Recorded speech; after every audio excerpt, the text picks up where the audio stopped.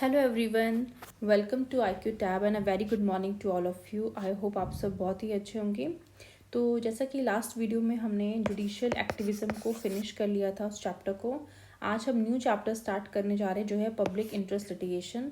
All दो PIL के बारे में हमने जुडिशियल एक्टिविज़म का जो चैप्टर था उसमें काफ़ी कुछ जान लिया था, समझ लिया था कि बेसिकली मेन पीआईएल का मेन पर्पस क्या होता है, किस बेसिस पे पीआईएल जो है कौन कौन फाइल कर सकता है। ठीक है, राइट नाउ इस चैप्टर में हम और भी माइन्यूट चीज़ें जो है वो कवर करने की कोशिश करेंगे। सो स्टार्ट करते हैं आज का टॉपिक। सबसे पहले अगेन हम बैकग्राउंड जानने की कोशिश करेंगे कि पीआईएल का कंसेप्ट बेसिकली कहाँ से ओरिजिनेट हुआ है। तो जैसा कि यहाँ पे आपको देखने को मिलेगा, बताया गया है कि the concept of public interest litigation was originated and developed in USA in the 1960s से। कि तो अगेन आपको देखने को मिलेगा कि अमेरिका में जो है ये चीज़ डेवलप हुई है, वो भी कब 1960s में। In the USA, it was designed to provide legal representation to previously unrepresented group and interest, यानी ऐसे ग्रुप, ऐसी सोसाइटी जो कहीं ना कहीं रिप्रेजेंटेशन उनका कहीं ना कहीं सही से नहीं हो पा रहा था, तो उनको लीगल रिप्रेजेंटेशन देना, लीगल एड प्रोवाइड करना, इसलिए मेन कह सकते हैं एम था यूएसए में कि उस समय पीआईएल को इनिशिएट किया गया। It was undertaken in recognition of the fact that the ordinary marketplace for legal services fails to provide such services to the significant segments of the population and to significant interest. Such groups and interests include the poor, environmentalist, consumer, racial, ethnic minorities and the others। ठीक है, यानी हम कह सकते हैं कि उस time पे यूएसए में जो माइनॉरिटीज़ ग्रुप थी, जो रेशियली और एथनिक माइनॉरिटीज़ थी, गरीब लोग थे, कंज्यूमर्स जो थे, वो कहीं ना कहीं सफ़र कर रहे थे बिकॉज उनको जो लीगल एड है वो कहीं ना कहीं प्रोवाइड नहीं की जा रही थी, या फिर वो कह सकते हैं इतने सक्षम नहीं थे कि उस लीगल एड को आसानी से जो है ले सकें। दैट्स वाई जो है पीआईएल का कंसेप्ट निकल के आया। देन यहाँ पे बेसिकली बात की गई है किसके थ्रू आया था कि American report of council public interest law 1956। अब मेन हमारा क्या फोकस है, जैसे कि हमने बताया था कि इंडिया में PIL is a product of judicial activism, क्योंकि जुडिशियल एक्टिविज्म को कौन लेके आए थे वो हमने कवर कर लिया था। और क्योंकि जुडिशियल एक्टिविज्म आया, कहीं ना कहीं पीआईएल भी उसका प्रोडक्ट है। उसके साथ साथ हम देखने को मिलेगा पीआईएल भी आया था इंडिया में। ठीक है, तो PIL is a product of judicial activism role of the Supreme Court. It was introduced in early 1980s में, इसको इंट्रोड्यूस किया गया इंडिया में। किसके द्वारा? Justice V R Krishna Iyer, Justice P N Bhagwati were the pioneer of this concept of PIL की। कहीं ना कहीं इन लोगों के द्वारा शुरुआत हुई पीआईएल की। PIL is also known variously as a social action litigation भी, क्योंकि आप सोसाइटी के लिए कर रहे हो, डेट्स वाई इसको सोशल एक्शन लिटिगेशन भी कहा जा सकता है। सोशल इंटरेस्ट के लिए काम कर रहे हैं तो सोशल इंटरेस्ट लिटिगेशन भी कहते हैं, and the class action litigation भी कहा जाता है। नेक्स्ट हम बेसिकली बात करते हैं मीनिंग ऑफ पीआईएल क्या है। तो यहाँ पे बेसिकली बताया गया है कि the introduction of PIL India was facilitated by the relaxation of the traditional rule of local स्टैंडाई, जो कि ऑलरेडी हमने डिस्कस कर चुके हैं उस चैप्टर पे। अकॉर्डिंग टू दिस रूल, अगर कह सकते हैं, only that person whose rights are infringed alone can move the court for the remedies, यानी जो पर्सन सच में जिसका कुछ राइट का हनन हुआ है या फिर जिसके साथ कुछ पर्टिकुलर क्राइम हुआ है, यानी वो पर्टिकुलर पार्टी, ठीक है, चाहे पार्टी, क्योंकि देखो अगर मान लो कुछ प्रॉपर्टी से रिलेटेड केसेस हो गया, ठीक है, तो दोनों पार्टी इन्वॉल्व है, पार्टी ए और पार्टी बी, ठीक है, तो दोनों में से कोई भी एक पर्सन जो है अपने राइट्स के लिए कह सकता है सुप्रीम कोर्ट में जाता है, तो उसको हम क्या कहते हैं? Local stand time. मतलब जिसके साथ कहीं ना कहीं जो बुरा हुआ है, जिसके साथ इनजस्टिस हुआ है, वो डायरेक्टली जो है सुप्रीम कोर्ट में जाके अपनी रेमेडीज़ को बेसिकली मांगता है। But in case of PIL की अगर हम बात करें, it's exception of this traditional rule, क्योंकि जैसा कि हमने पढ़ा था कि लोकल स्टैंडर्ड क्या over the period of time relax किया गया है, कि अब ज़रूरी नहीं है, क्योंकि कहीं ना कहीं वो जो सोसाइटी है, जिस तरह से हम बात करते हैं, मार्जिनलाइज सोसाइटी है, ऐसी माइनॉरिटीज़ है, वो कहीं ना कहीं अपने राइट्स को, अगर मान लो उनके राइट्स का हनन होता भी है, तो वो कहीं ना कहीं जुडिशरी के पास नहीं जा पाते। दैट्स वाई पीआईएल का कॉन्सेप्ट लाया गया था, और हम कह सकते हैं कि एक्सेप्शन है इस ट्रेडिशनल रूल में, जो कि लोकल स्टैंडर्ड में देखने को मिलता है। Under the PIL any public spirited citizen और a social organisation can move the court. मतलब ऐसा नहीं है कि कोई एक पर्टिकुलर पर्सन ही फाइल कर सकता, कोई भी पर्टिकुलर एक पर्सन अगर उसको लगता है कि हाँ सोसाइटी का जो पर्टिकुलर सेक्शन है उसके साथ कहीं ना कहीं बहुत ज़्यादा बुरा हो रहा है, उनके राइट्स का यहाँ पे हनन हो रहा है, तो उनके बिहाफ पे वो पीआईएल फाइल कर सकता है। इसके अलावा कोई सोशल ऑर्गेनाइजेशन है, मतलब कोई ग्रुप है, वो भी जो है बेसिकली PIL फाइल कर सकता है। And they can move the court for the enforcement of the rights of any person और ग्रुप ऑफ पर्सन, मतलब किसी एक पर्सन के लिए भी जा सकते हो, ग्रुप ऑफ पर्सन के लिए भी, who because of their poverty, जो बिकॉज ऑफ अपनी गरीबी के कारण और ignorance of socially economically disadvantage position are thence unable to approach the court of the remedies.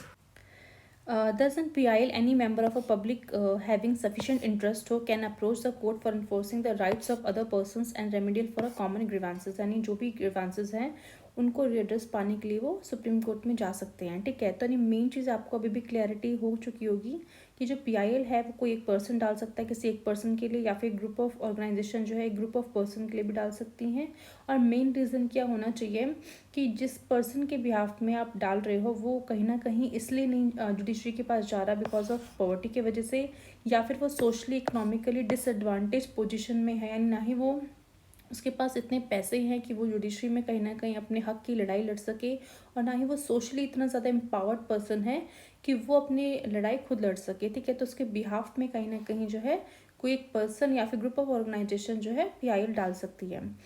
Next यहाँ पे बात की जाती है the Supreme Court has defined PIL as a legal action initiated in a court of law for the enforcement of public interest और a general interest in which the public और a class of community have pecuniary interest of sum of interest by which their legal right or liabilities are reflected।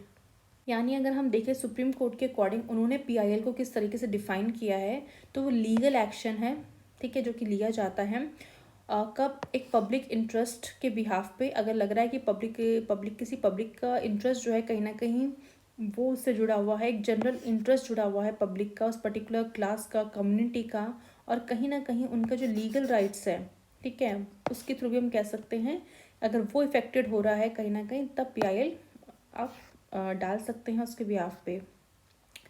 Next बोला जा रहा है PIL is absolutely necessary for maintaining the rule of law, furthering the cause of justice and accelerating the pace and of realisation of the constitution objectives. In other words real purpose of PIL। अब main चीज़ क्या है कि real purpose क्या है PIL का, वो हम कहीं ना कहीं समझने की कोशिश करते हैं। पहला यहाँ पे बात की जा रही है vindication of the rule of law. इसका मतलब सिंपली आपको देखने को मिलेगा कि जो vindication of rule of law एक फंडामेंटल प्रिंसिपल है, ठीक है, ऑफ इंडियन कॉन्स्टिट्यूशन का, जहाँ पे बोला जाता है कि एवरी पर्सन, ठीक है, regardless of their social status कुछ भी हो, is subjected to the law and no one is above the law, यानी लॉ से ऊपर कोई नहीं है, ठीक है। एंड देखने को मिलेगा कि हमारा जो कॉन्स्टिट्यूशन ऑफ इंडिया है is the supreme law of the land है, and any law that is inconsistent अगर पाया जाता है उस कॉन्स्टिट्यूशन के हिसाब से तो उसे नल एंड वॉइड कर दिया जाता है, ठीक है। अगेन हम जानते हैं रूल ऑफ लॉ क्या है। रूल ऑफ लॉ बेसिकली एक प्रिंसिपल है इंडियन लीगल सिस्टम का, जो कि कहीं ना कहीं आपको जो है प्रियम्बल ऑफ द कॉन्स्टिट्यूशन में भी मेंशन दिखेगा। एंड कहीं ना कहीं जो हमारा रूल ऑफ लॉ है जिस तरह से बताता है कि जो हमारा इंडिया है, ठीक है, किस तरीके से सोवरेन है, ठीक है, सोशलिस्टिक है, सेक्युलर है, डेमोक्रेटिक है, रिपब्लिक है, ये सब हमने प्रियम्बल में ऑलरेडी पढ़ चुके हैं। और कहीं ना कहीं ये कमिटेड है to provide justice, liberty, equality, fraternity. तो ये सारी चीज़ें कहीं ना कहीं हमारे प्रियम्बल में मेंशन है। उसके तहत हम कह सकते हैं कि जस्टिस प्रोवाइड करना, ठीक है, कुछ भी ऐसे particular section of the group के लिए जो कहीं ना कहीं मार्जिनलाइज्ड हैं, जो कहीं ना कहीं अपनी पॉवर्टी के कारण, इकोनॉमिकली डिसएडवांटेज होने के कारण वो कहीं ना कहीं जस्टिस नहीं पा पाते, ठीक है। देन यहाँ पे बोला हुआ है कि जो हमारा जो रूल ऑफ लॉ है वो ऑल्सो रिफ्लेक्ट होता है आर्टिकल नंबर 14 से। क्यों? बिकॉज आर्टिकल नंबर 14 कहीं ना कहीं गारंटीड करता है कि इक्वालिटी बिफोर द लॉ, ये लॉ के सामने सभी इक्वल है, एंड इक्वल प्रोटेक्शन दिया जाएगा of the law to all the peoples. यानी अगर मान लो बात हम करते इक्वालिटी की, अगर ऐसा कुछ पर्टिकुलर जो है मेजॉरिटी ऑफ द पीपल अगर जस्टिस अपना ले पा रहे हैं, तो बाकी लोग जो हैं जो किसी कारणवश जस्टिस नहीं ले पा रहे हैं, तो उनके लिए कहीं ना कहीं कह सकते हैं उनके राइट्स का तो हनन हो रहा है। क्यों? बिकॉज हम ये बात मान रहे हैं कि लॉ के सामने सभी इक्वल है।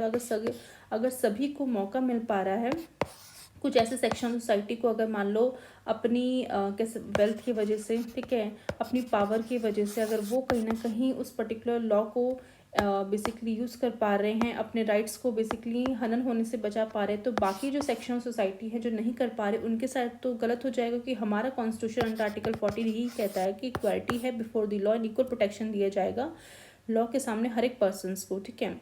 एंड हमारा जो इंडियन जुडिशरी है वो इस पर्टिकुलर चीज़ को कह सकते हैं अपहोल्ड करने के लिए काफ़ी इंपॉर्टेंट रोल प्ले करती है। एंड दे इंश्योर दैट कि गवर्नमेंट और उसके जो भी ऑफिशियल्स हैं कोई भी काम करे वो अपने जो है लिमिट के अकॉर्डिंग करें, यानी कॉन्स्टिट्यूशन के हिसाब से काम करें। और साथ ही साथ एक अच्छा मैकेनिज़्म होना चाहिए जिसके थ्रू हर एक सिटीजन्स जो है अगर उनके राइट्स का हनन होता है तो उसके लिए वो रिडर्सल करने के लिए सुप्रीम कोर्ट में आ सकते हैं।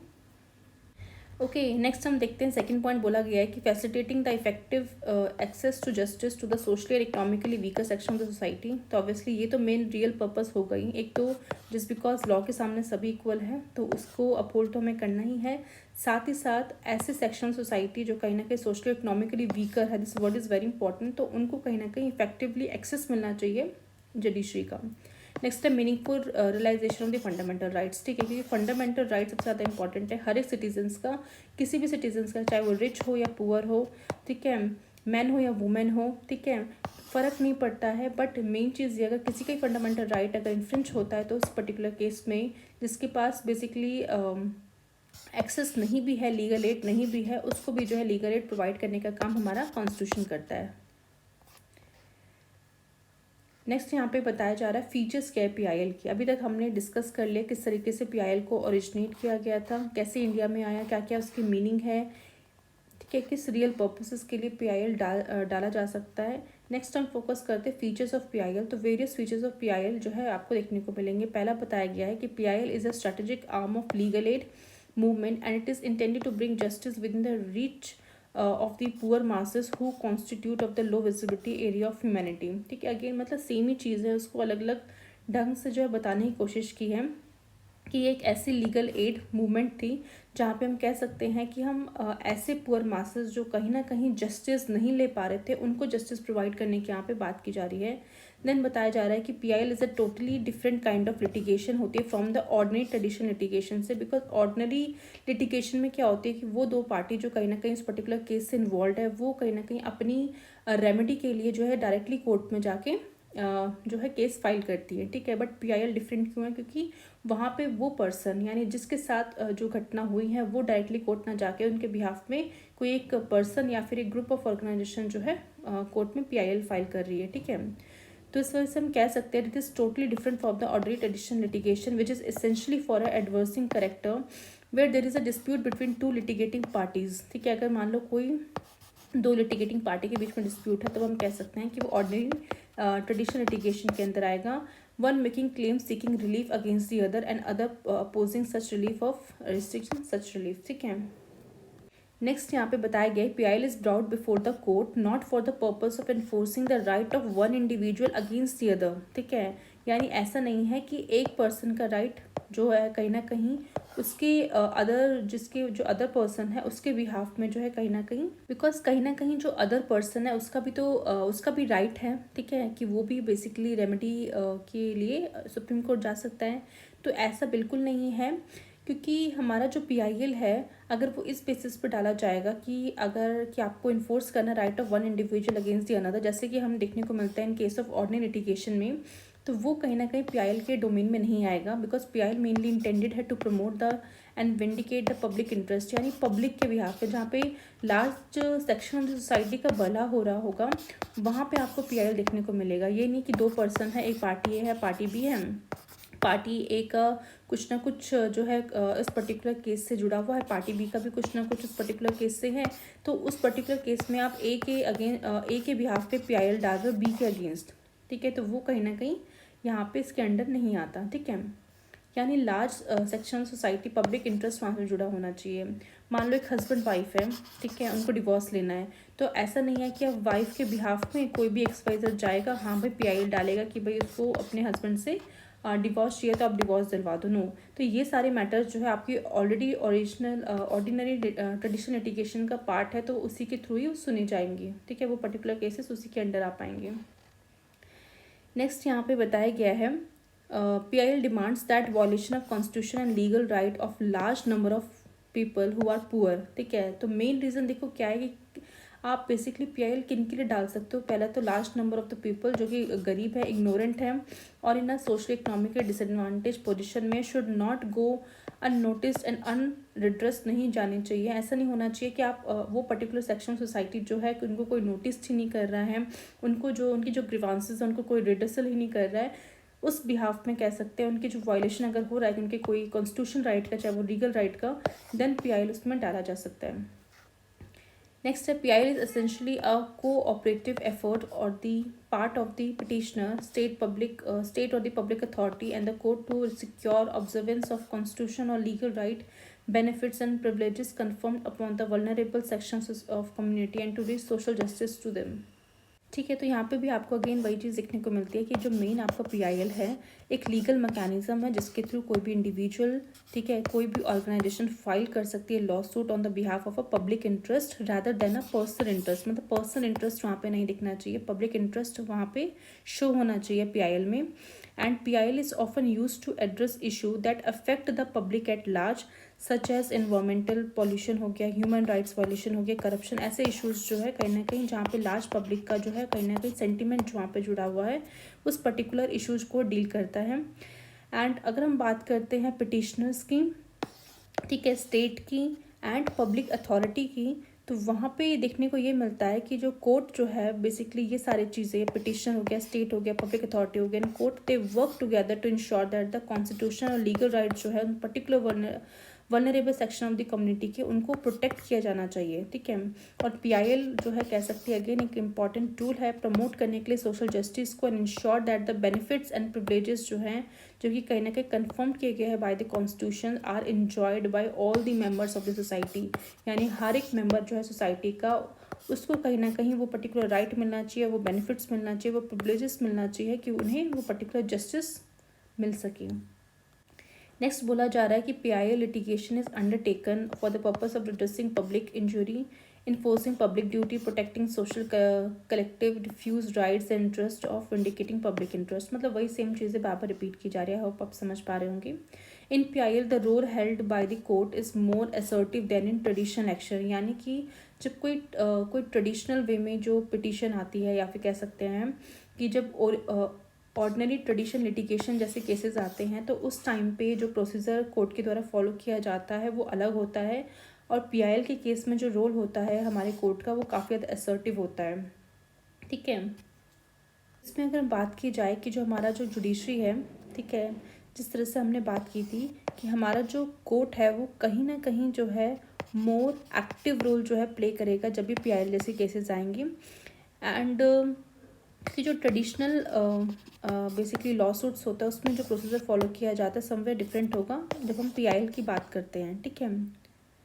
और मेन फोकस इसमें ये होता है कि that approach is to ensure that the constitution legal right जो है वल्नरेबल सेक्शंस ऑफ कम्युनिटी के वो प्रोटेक्ट हो सके। क्योंकि देखो ऑलरेडी जो वल्नरेबल सेक्शन सोसाइटी है देखो वो जस्टिस डायरेक्टली नहीं ले पा रही हैं, तो उनके बिहाफ में कोई और पर्सन जा रहा है, तो उनके बिहाफ में अगर कोई और पर्सन जा रहा है अगर उसको काफ़ी ज़्यादा दिक्कतें आ रही हैं उसको जस्टिस प्रोवाइड करने में, तो कहीं ना कहीं हम कह सकते हैं ऐसे पर्सन्स कभी सोसाइटी में निकल के ही नहीं आएंगे, ठीक है। अगर मान लो उनको भी वही चीज़ फेस करना पड़ रहा है जो बाकी जो लिटिगेशन वाली चीज़ों को फेस करना पड़ रहा है, तो वो कहीं ना कहीं क्यों आएंगे, ठीक है। उनका भी टाइम इंपॉर्टेंट है, उनका भी रिसोर्सेज इंपॉर्टेंट है।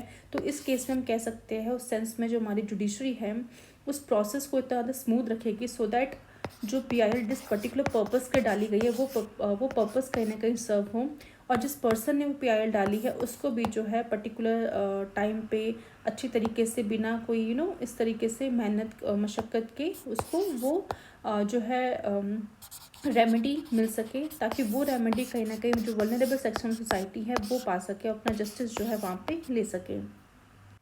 इसलिए कहीं ना कहीं कहा जाता है कि जो हमारा कोर्ट है उसको बेसिकली क्रिएटिव होना पड़ेगा एंड पॉजिटिव होना पड़ेगा इन इट्स अप्रोच जब भी वो डिटरमाइन करेगा ऐसे एक्ट्स को, रादर दैन कि वो सिंपली बीइंग पैसिव रहे, ठीक है। नेक्स्ट यहाँ पे बोला जा रहा है दो इन PIL court enjoys a degree of flexibility unknown to the trial of traditional private law litigations. Whatever the procedure adopted by the court, it must be procedure known to judicial tenets and characteristics of a judicial proceeding.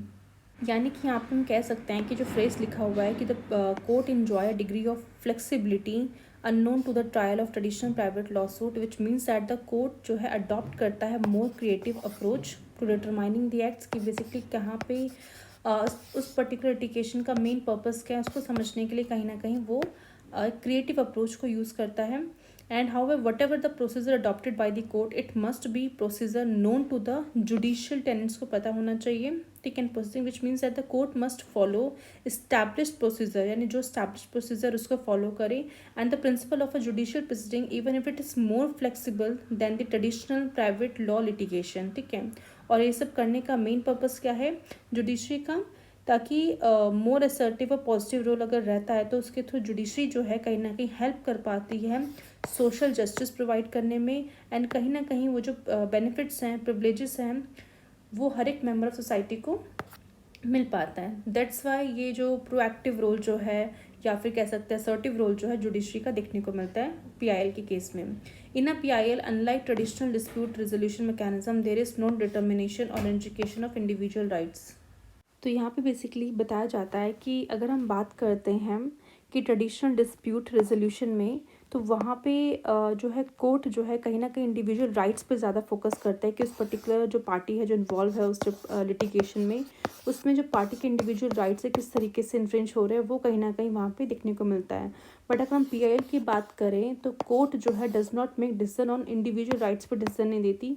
Instead of that court जो है focus करती है larger public interest में, ठीक है. For example अगर हम बात करते हैं कि अगर मान लो कोई पीआईएल डाली जाती है किसी पर्टिकुलर कॉज पे, लाइक कि सिटी में जो है पॉल्यूशन काफ़ी ज़्यादा फैल रहा है, तो उस समय हम कह सकते हैं जब पीआईएल को एंटरटेन किया जाएगा तो बेसिकली जो हमारी कोर्ट होगी they will not determine the rights of each individual who is affected by the pollution, यानी उस पोल्यूशन से जो हर एक पर्सन की जो इंडिविजुअल राइट है किस तरह से अफेक्ट हो रहे हैं वो कहीं ना कहीं डिटरमाइन ना करके वो फोकस करेगी larger public interest of reducing the pollution for everyone, कि किस तरीके से पूरी सोसाइटी के लिए वो जो पोल्यूशन है उसको रिड्यूस करना कितना ज़्यादा ज़रूरी है, ठीक है. तो आई होप ये पॉइंट भी आपको क्लियर होगा. तो यहाँ पे बेसिकली हमने जो फीचर्स ऑफ पीआईएल थे उसको हमने फिनिश कर लिया है. देन हम चलते हैं स्कोप क्या है पीआईएल का. तो बताया जा रहा है कि 1998 में the Supreme Court formulated a set of guidelines बनाई थी to be followed for entering letters और petitions received by it as a PIL, यानी जो पीआईएल आ रही थी उस समय तो उसके लिए कुछ गाइडलाइंस बनाई थी. दीज गाइडलाइंस वर मॉडिफाइड की गई 1993 में भी एंड 2003 में भी. According to them the letters और petitions falling under flowing categories alone will ordinary be entertain as a PIL, ठीक है. तो कहीं ना कहीं हम कह सकते हैं कि अगर इस पर्टिकुलर मैटर से रिलेटेड अगर पीआईएल होगी तो कहीं ना कहीं हमारा जो कोर्ट है उसको एंटरटेन करेगा. सबसे पहले बात करते हैं बॉन्डेड लेबर मैटर्स की, ठीक है, बिकॉज यहाँ पे भी अगेन जो लार्ज सेक्शन सोसाइटी है वो कहीं ना कहीं से जुड़ी हुई होती है, जो मार्जिनलाइज सोसाइटी होती है. अगर ऐसे मैटर्स हैं तो उस पर पीआईएल डाली जा सकती है. नेग्लेक्टेड चिल्ड्रंस, यानी किस तरीके से ऐसे जो बच्चे होते हैं जिन्हें नेग्लेक्ट कर दिया जाता है तो किस तरीके से वो कहीं ना कहीं किसी के यहाँ काम करते हुए नजर आएंगे, कहीं पे उनके जो है राइट्स हैं वो कहीं ना कहीं वो इन्फ्रिंज होते हुए नजर आएंगे, तो उस एरिया में हम कह सकते हैं डाली जा सकती है. पहला. थर्ड है the non payment of minimum wages of the workers and exploitation of casual workers, complaint of violation of labor laws except in individual cases, ठीक है, यानी कि टाइम से उनको पैसा ना मिलना, बहुत कम पैसा मिलना, ठीक है, लेबर लॉज का वायलेशन अगर हो रहा है तो अगेन यहाँ पे क्या शो कर रहा है, एक पर्टिकुलर सेक्शन सोसाइटी है जो कहीं ना कहीं इस पर्टिकुलर प्रॉब्लम को फेस कर रही है तो उसके बिहाफ पे पीआईएल डाली जा सकती है. फोर्थ पॉइंट है the petition from jails complaining of harassment for premature release and seeking release after having completed 14 years in age, death in jail, transfer, release on personal bond, speedy trial as a fundamental right है, ठीक है. तो ये again क्या matter हो गया, एक public interest में मैटर हो गया, किस तरीके से जेल में रहने वाले जो भी आपके जो भी कैदी वगैरह होते हैं किस तरीके से उन्हें हरासमेंट फेस करना पड़ता है, किस तरीके से उनके जो राइट है, फंडामेंटल राइट है, वो कहीं ना कहीं उनका हनन होता हुआ नज़र आता है. स्पीडी ट्रायल नहीं मिल पाता जल्दी से जल्दी, ठीक है. डेथ, जेल के अंदर उनकी डेथ हो जाती है, ठीक है. 14 साल का जो उनका टाइम है वो कंप्लीट हो गया फिर भी कुछ रिलीज़ नहीं किया जाता, तो ऐसे मैटर्स को भी पीआईएल में लाया जा सकता है. पांचवा बात किया जाता है petition against the police for refusing to register a case harassment by police and death in police custody, जो पर्सन की डेथ पुलिस कस्टडी में हुई है उसका केस ही पुलिस फाइल नहीं कर रही है, सोचो. नेक्स्ट है the petition against the atrocity on women in particular harassment of bribe. Next है ब्राइब बर्निंग हो रहा है, रेप, मर्डर, किडनैपिंग, यानी जो ऐसी महिलाएं होती हैं जो शादी करके जब अपने ससुराल जाती है तो किस तरीके से उनका हरासमेंट किया जाता है, उनसे दहेज मांगा जाता है, उनके साथ मर्डर किया जाता है, किडनैपिंग हो जाएगा, रेप हो जाएगा। तो इस तरह के मैटर्स भी जहाँ पे सिर्फ एक वुमेन अफेक्टेड नहीं है, आपको देखने को मिलेगा ऐसी कितनी ही वुमेन्स है जो इस पर्टिकुलर चीज़ों से अफेक्टेड होती हैं डे बाई डे, एंड उनके इंटरेस्ट में ये PIL डाली जा सकती है। नेक्स्ट है पिटिशंस कंप्लेनिंग ऑफ हरासमेंट और torture of villagers by co villagers और by police from persons belonging to schedule caste, schedule tribe, economically backward classes. तो जैसे भी आप देखते हो गांव में जो आपके ऐसे सोसाइटी के जो लोग हैं जो कहीं ना कहीं सोशली इकोनॉमिकली काफ़ी ज़्यादा बैकवर्ड है, उनको बाकी लोग किस तरह से परेशान करते हैं, डराते हैं, धमकाते हैं, यहाँ तक कि पुलिस वाले बाकी के जो गांव वाले होते हैं वो सब भी इस तरीके से जब काम करते हैं तब उनके राइट्स के लिए जो है कहीं ना कहीं PIL डाली जा सकती है। नेक्स्ट है petitions pertaining to environmental pollution. अगर मान लग रहा है कि कोई भी इन्वायरमेंट में रिलेटेड जो भी पोल्यूशन है, बिकॉज अगर वो हम बात करते हैं इन्वायरमेंटल पोल्यूशन की तो वो कहीं ना कहीं हर एक सोसाइटी से हर एक पर्सन से वो जुड़ा हुआ है। अगर पोल्यूशन है सोसाइटी में तो वो हर पर्सन की जो हेल्थ है कहीं ना कहीं उसमें प्रॉब्लम क्रिएट करता है, ठीक है। तो ऐसे पर्टिकुलर मैटर्स हो गई, इन्वायरमेंटल पोल्यूशन हो गया, डिस्टर्बेंस ऑफ इकोलॉजिकल बैलेंस हो गया, ड्रग हो गया, फूड ऑल्ट्रेशन हो गया, maintenance of heritage culture, antiques, forest and wild life and other matters of public importance, ठीक है। तो ये कहीं ना कहीं ऐसे मैटर्स जिससे हमारा कोई एक पर्टिकुलर पर्सन या एक पर्टिकुलर ग्रुप ना जुड़ के पूरा हमारा कह सकते हैं सोसाइटी उससे जुड़ी हुई हैं। बिकॉज कहीं ना कहीं अगर फॉरेस्ट अगर सही नहीं रहेंगे, वाइल्ड लाइफ अगर सुरक्षित नहीं रहेंगी तो उसका असर हमारे ह्यूमन में भी, जो ह्यूमन सोसाइटी है वहाँ पे भी देखने को मिलेगा, ठीक है।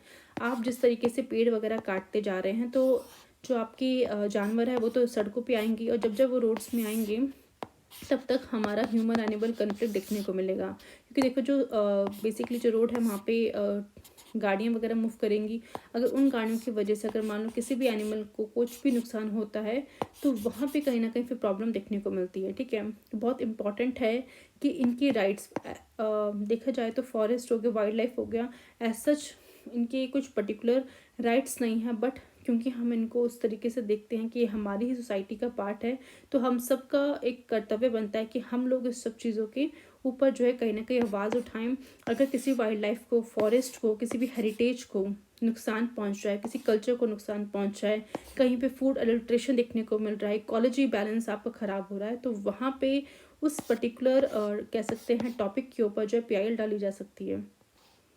नेक्स्ट है पिटीशन फ्रॉम राइट विक्टिम्स। ऐसे विक्टिम्स जो कहीं ना कहीं दंगे वगैरह जहाँ पे हो जाते हैं, जहाँ पे उनकी फैमिलीज कहीं ना कहीं जो इस दंगों में सफ़र कर रही होती है, तो ऐसे लोगों के ऊपर जो है उन लोगों के बिहाफ में PIL डाली जा सकती है। अगेन नेक्स्ट है फैमिली पेंशन। यहाँ पे कहीं ना कहीं आपको डाउट होगा कि फैमिली पेंशन किस तरीके से आती है।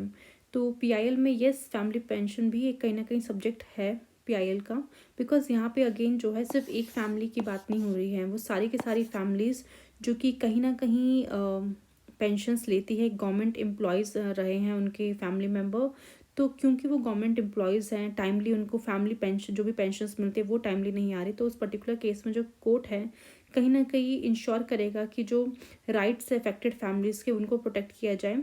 और यहाँ पे अगेन बात की जा रही है ऑल दी फैमिली पेंशन जो हैं उनके केसेस को जो है PIL में डाला जाएगा। ऐसा नहीं हो सकता किसी एक इंडिविजुअल फैमिली के राइट्स के लिए यहाँ पे PIL डाली जाए तो वो इंटरटेन नहीं होगी। बट अगर ऐसी बहुत सारी फैमिलीज़ हैं जो कहीं ना कहीं जिनको पेंशन्स नहीं मिल रही है टाइम से, तब उनके बिहाफ पे PIL डाली जा सकती है, ठीक है। तो ये 10 हमने ऐसे कह सकते हैं सब्जेक्ट्स देख लिए जो कि PIL के अंडर काउंट किए जाते हैं अकॉर्डिंग टू सुप्रीम कोर्ट की गाइडलाइंस के अकॉर्डिंग, ठीक है। नेक्स्ट हम देखते हैं cases falling under the flowing category will not entertain as a PIL, जिसको PIL के तौर पे नहीं लिया जाएगा। पहला है लैंडलॉर्ड टेनेंट मैटर्स। अगर एक लैंडलॉर्ड और किराएदार के बीच में अगर मान लो कोई मैटर हो गया कि भाई उसने मेरा किराया नहीं दिया टाइम से, उसने इतना जो है बेसिकली किराया बढ़ा दिया, भाई लैंडलॉर्ड ने अचानक से किराया बढ़ा दिया बिना बताए, या फिर बिना बताए मुझे घर से बाहर निकाल रहे, तो उन पर्टिकुलर मैटर को PIL में नहीं डाल सकते।